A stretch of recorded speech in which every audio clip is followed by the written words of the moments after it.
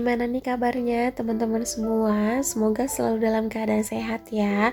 Aku berharap kita semua selalu dalam lindungan Allah Subhanahu wa Ta'ala dan diberikan kemudahan dimanapun kita berada. Amin.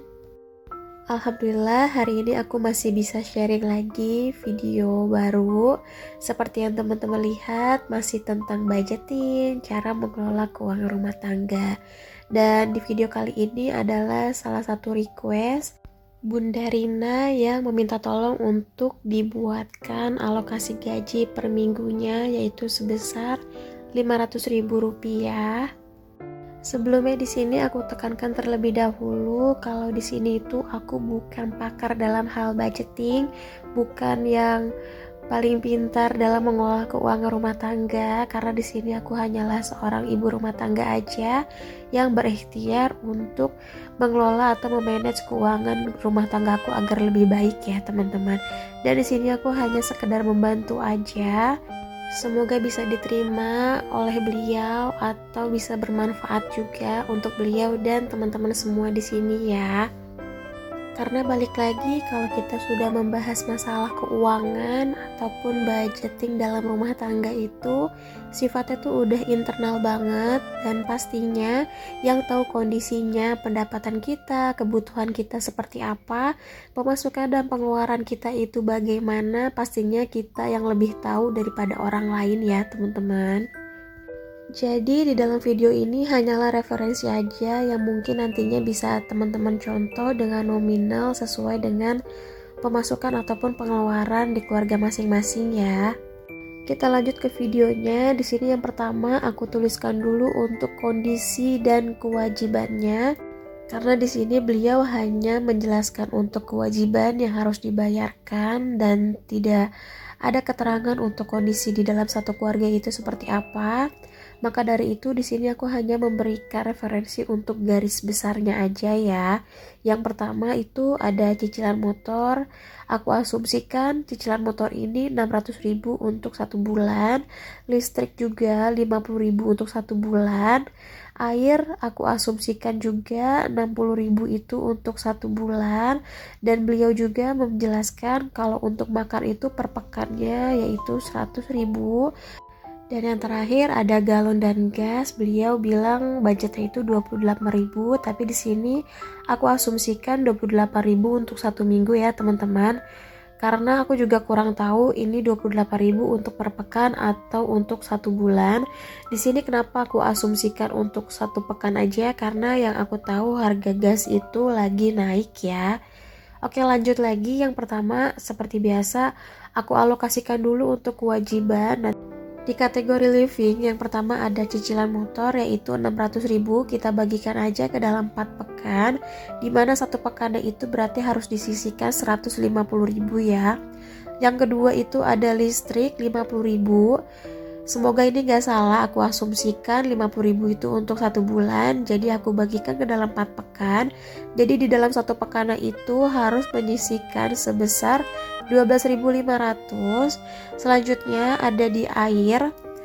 Di sini juga aku asumsikan 60.000 dalam 1 bulan. Jadi kalau dibagi dalam 4 pekan, yang harus disisihkan di tiap minggunya itu sebesar 15.000 ya teman-teman. Selanjutnya ada di belanja mingguan. Ini udah pasti harus dibelanjakan per tiap minggu sekali ya teman-teman. Supaya kenapa? Biar lebih hemat aja, karena kalau dibelanjakan harian ataupun belanja sayuran itu setiap hari jatuhnya akan lebih mahal ya. Jadi untuk belanja mingguan ini per pekannya itu 100.000. Jangan lupa diterapkan food prepnya ya, supaya lebih hemat dan gak ada yang mubazir. Yang terakhir dari anggaran yang beliau sebutkan itu ada galon dan gas, yaitu sebesar 28.000. Di sini aku asumsikan untuk 1 minggu ya. Jadi kalau ditotalkan dari kebutuhan tetap yaitu sebesar 305.500.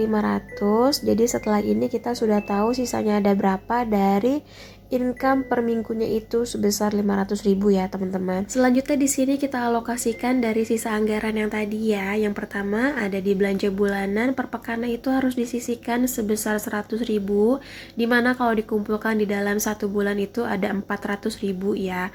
Itu bisa digunakan untuk beli beras, kebutuhan pokok lainnya di luar dari budget belanja mingguan. Selanjutnya ada sosial sebesar 10.000 yang dimana nanti bisa digunakan untuk membayar iuran sampah ataupun kolektifan di daerah sekitarnya ya. Kalau misalnya memang nggak ada bisa dialokasikan ke pos yang lainnya.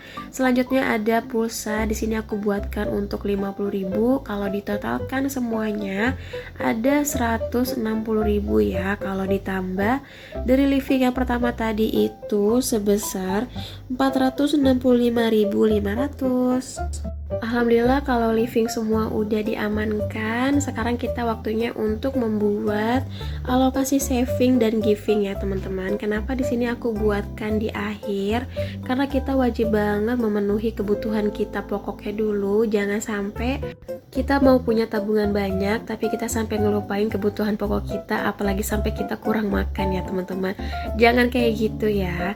Ini lanjut lagi. Yang pertama di sini akan aku buatkan budget untuk saving dan giving, aku gabungin aja. Karena sisanya cuma sedikit, kita manfaatkan dengan sebaik mungkin ya. Aku buatkan di sini untuk dana darurat, atau kalau misalnya memang mau diganti healthy juga bisa, atau mau dimasukkan ke dalam sinking fund juga bisa. Tinggal diganti aja namanya ya teman-teman.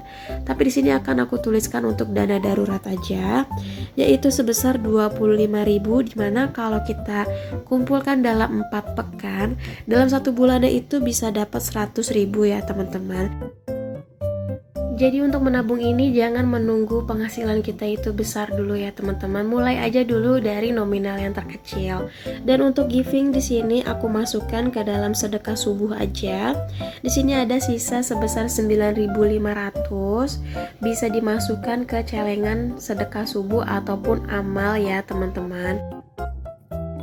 Jika dirasa nominalnya itu sudah layak untuk kita sedekahkan, boleh deh kita sedekahkan langsung ya. Supaya rezekinya makin lancar, makin berkah juga ya. Jangan lupa berapapun penghasilan kita, kita wajib bersedekah. Dan nominalnya itu nggak mesti besar. Ingat ya, bersedekah itu nggak harus melalui uang, bisa banyak dengan cara yang lain. Alhamdulillah kalau udah semuanya selesai kita alokasikan, ini tuh udah aman. Jadi nanti di saat bayar listrik, bayar motor, kita tuh udah nggak bingung lagi uangnya dari mana ya. Yang terpenting juga dalam budgeting, jangan lupa untuk memisahkan uangnya. Kalau misalnya memang teman-teman tuh lebih suka pegang cash aja.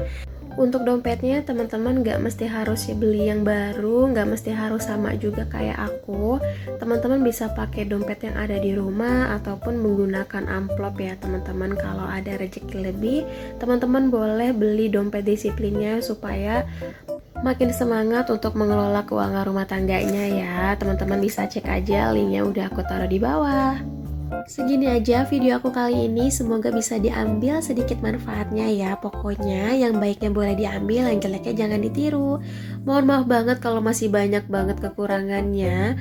Semoga kita tetap bisa saling menghargai pendapat kita masing-masing ya teman-teman. Untuk semua peralatan budgeting yang aku pakai di dalam video ini, teman-teman juga bisa beli. Linknya ada di description box ya, teman-teman bisa cek aja langsung ke bawah. Jangan lupa untuk follow aku di Instagram dan like, comment, and share video ini supaya kita ketemu lagi di video selanjutnya. Wassalamualaikum, bye.